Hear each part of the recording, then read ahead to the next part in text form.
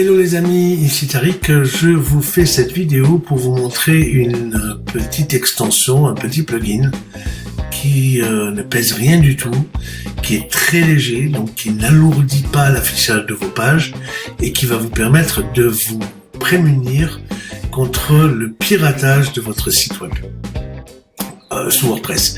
Vous savez qu'un pirate sous WordPress a besoin d'un accès administrateur pour pouvoir faire des changements sur votre site.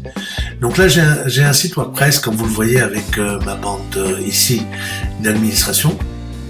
Et c'est un site de test, et nous allons voir au niveau déjà des extensions de ce qu'il y a d'installé. Et nous allons installer cette fameuse extension dont je vous parle. Donc pour l'instant, on va regarder qu'au niveau des extensions activé, il n'y a rien de spécial en termes, vous les avez toutes ici, en termes de sécurité. Donc on va installer ce plugin, on va faire ajouter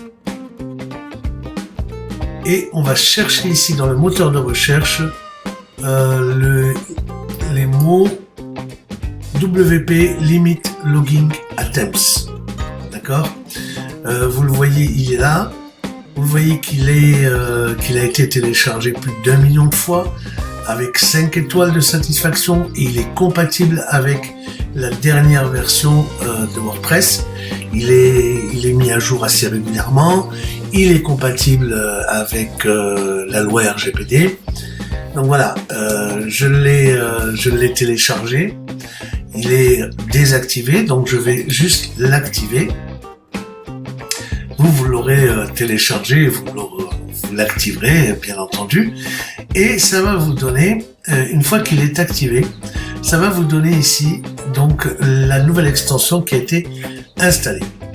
Bien, maintenant pour aller voir cette extension et voir comment elle travaille, vous allez aller ici dans les réglages, dans le menu réglages, et dans le menu réglages vous avez une nouvelle entrée, Limit Logging Attempts. Alors ça va juste, comme son nom l'indique, limiter le nombre de tentatives de connexion à votre site. Par exemple, là vous voyez que comme je l'ai déjà utilisé, je l'avais juste désactivé pour les besoins de cette vidéo, vous voyez que ce plugin a déjà procédé à 364 verrouillages. Alors, la conformité RGPD, il suffit de cocher cela, vous pouvez en savoir plus en cliquant là-dessus. Et les réglages principaux que vous pouvez faire sont sur cette page. Alors, vous allez voir qu'il y a très peu de réglages à faire puisque tous les réglages sont ici à l'écran. D'abord, le nombre de tentatives avant blocage. Donc là, vous voyez que après 4 tentatives infructueuses, c'est-à-dire 4 fois un mauvais login ou un mauvais mot de passe, eh bien, on va imposer 20 minutes de verrouillage. D'accord ? Après 4 verrouillages successifs, eh bien, on va augmenter le temps de verrouillage de 24 heures. D'accord ? Et toutes les 12 heures avant que les tentatives soient réinitialisées.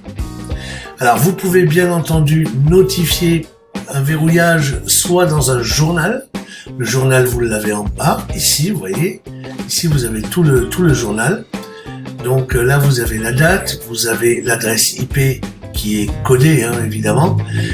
Vous avez les tentatives de connexion en tant que, et là, c'est le login qui a été utilisé, c'est-à-dire le nom d'utilisateur qui a été utilisé. Ou alors, vous pouvez aussi notifier, plutôt que d'envoyer dans le journal, vous pouvez notifier à une adresse email. À l'adresse email, un email sera envoyé après X verrouillage. Et enfin, vous pouvez définir une liste blanche et une liste noire.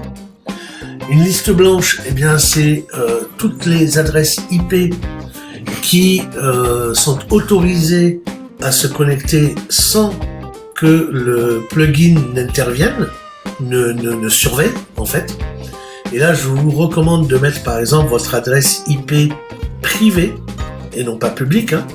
L'adresse IP privée, ça va être une adresse qui sera toujours la même, ça va être 127.0.0.1.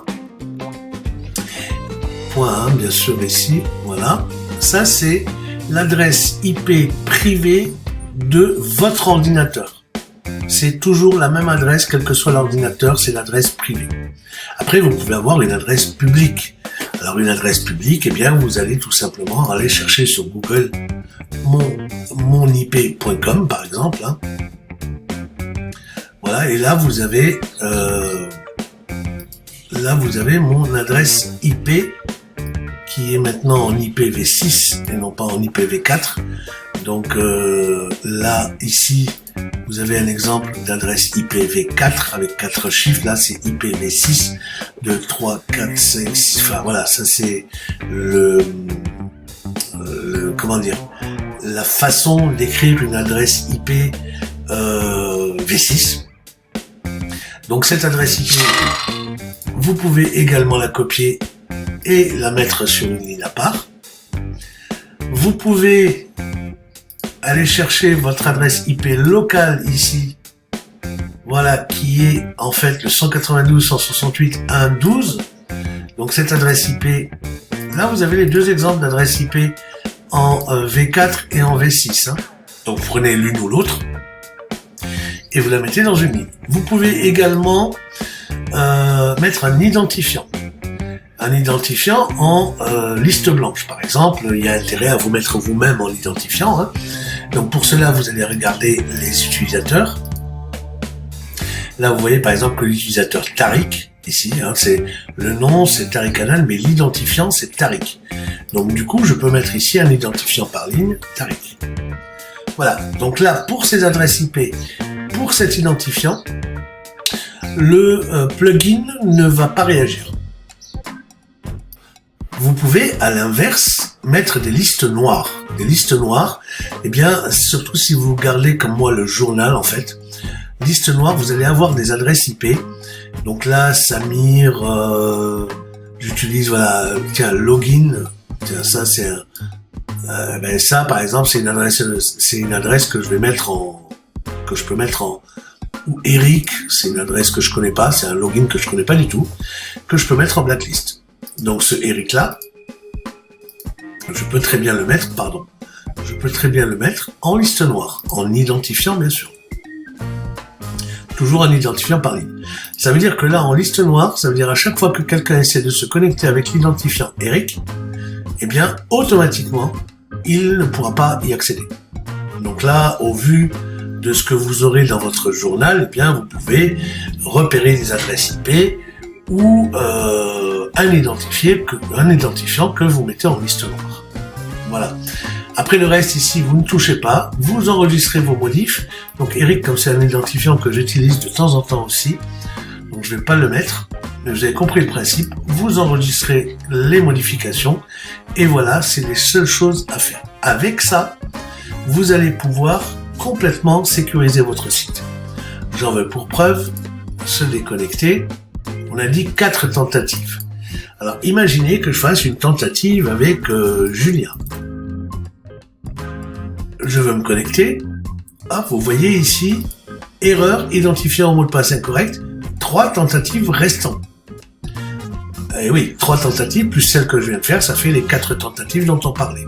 Au bout des tentatives, ce qui va se passer, eh bien, c'est qu'il y aura un blocage pendant 20 minutes. Et s'il y a 4 blocages de 20 minutes, eh bien, c'est 24 heures de blocage. Ça, c'est un système, en fait, qui est très sympa. D'abord parce qu'il est très léger comme plugin. Hein. Je vais me reconnecter à l'administration du site. Donc voilà, vous voyez, il n'y a rien d'autre à faire. C'est une extension qui est très légère et qui va sécuriser votre blog WordPress sans passer par une solution, je dirais, plus lourde et qui va donc ralentir forcément l'affichage de vos pages. Je vous remercie de votre attention, je vous dis à bientôt.